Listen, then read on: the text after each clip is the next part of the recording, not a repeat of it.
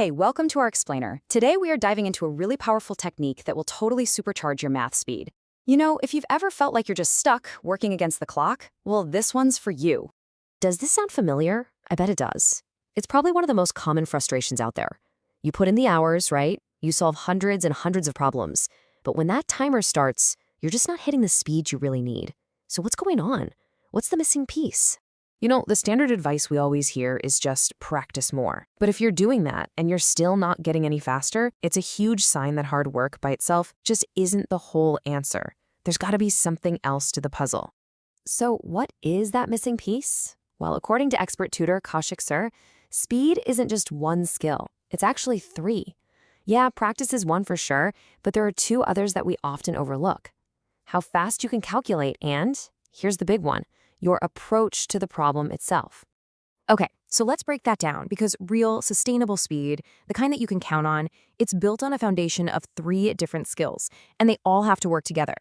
So here they are, the three pillars. First, consistent practice. That gives you familiarity. Second, fast calculation. That's kind of like your mental engine. And third, the right approach. This is your core strategy.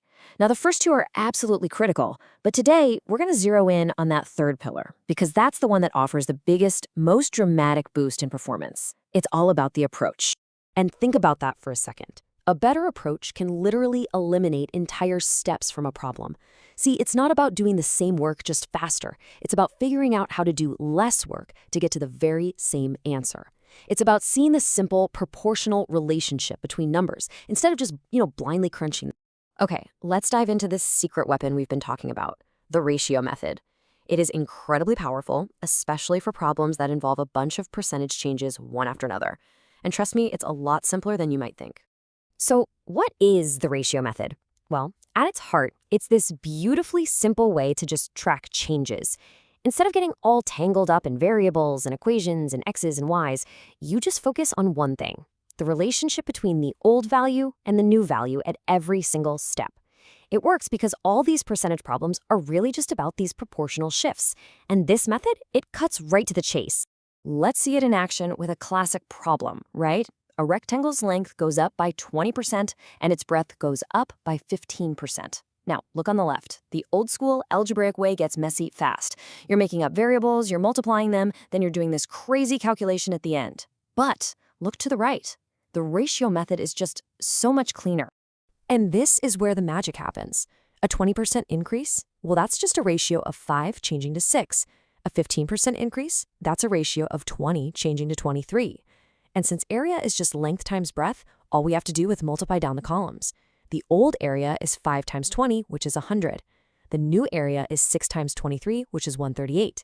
The area went from 100 to 138. That is a 38% increase. Boom, done. No algebra, no x, just a clean, instant answer. Okay, that was a pretty good warm-up, right? It shows the method is clean, but where it really truly shines is on problems that look way more complex. The kind that are basically designed to make you waste time with algebra. Take a look at this monster. The price changes by some unknown percentage, x plus 10%, then it changes again. Consumption changes, expenditure changes, and we have to find x. I mean, this looks intimidating, right? With traditional methods, you'd be setting up this long, convoluted equation. It's a total trap. But it's no match for the ratio method. So we start with the exact same simple framework, just an old column and a new column. We've got our components, 2 price changes, and a consumption change. And their combined effect gives us the final change in expenditure.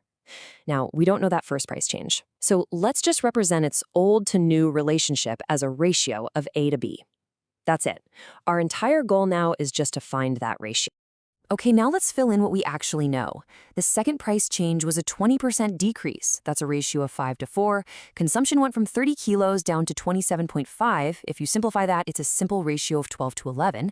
And finally, the total expenditure went up by 10%, which is a ratio of 10 to 11. Now here's the beautiful part. We can work backward with the numbers we have to solve for our one unknown ratio, A to B. And look at that. It simplifies perfectly to a 2 to 3 ratio. So that first price change, the one we called A to B, was a ratio of 2 to 3. What does that actually mean? Well, it means the price increased by 1 part on an original base of 2. An increase of 1 on 2, well, that's a 50% increase. And here it is, the final click. Remember, the problem said the increase was x plus 10%. We just proved with our simple little table that the increase was actually 50%.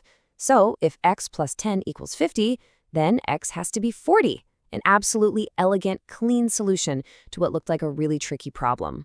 But here's the real power of this way of thinking. The ratio method, it's not just a one-trick pony for percentage problems.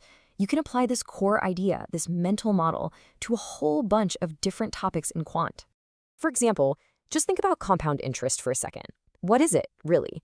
It's just a series of successive percentage increases on your money. Every year, your principal goes from an old value to a new amount. It's a perfect fit for the ratio method. Or what about those tricky mixture problems? Where you repeatedly remove a percentage of a mixture and replace it with something else? Well, all you're doing is performing a series of successive percentage decreases on the amount of that original liquid. Again, it fits perfectly. And, of course, profit and loss. A series of markups on a product, then a series of discounts. What is that? It's just a chain of successive percentage changes. The ratio method helps you find that final, clean relationship between the original cost price and the final selling price. So, we've got this powerful new approach. But there's one final and maybe the most important piece of wisdom that we need to talk about when it comes to the true path to getting faster. And here it is. Speed is a result. It's something that comes naturally as you practice more and as you start using better methods like the one we just learned. But accuracy? Accuracy is a choice. It's something you have to build manually, with deliberate focus, and by analyzing your mistakes. You should never, ever sacrifice accuracy just to be a little bit faster. All right, let's wrap this up with the key takeaways. First, real speed comes from having a better approach, not just from grinding out more practice problems. Second, the ratio method is a fantastic tool for simplifying really complex problems. Third, that one powerful idea can be applied across so many different topics. And finally, and most importantly, prioritize getting it right. Build your accuracy deliberately, and the speed, it will follow. And that kind of leaves us with a final thought, doesn't it? This whole lesson about finding a smarter approach instead of just trying to apply more brute force, it doesn't just apply to math. So what's one area in your own life where a better method and not just more effort might be the real key to a breakthrough?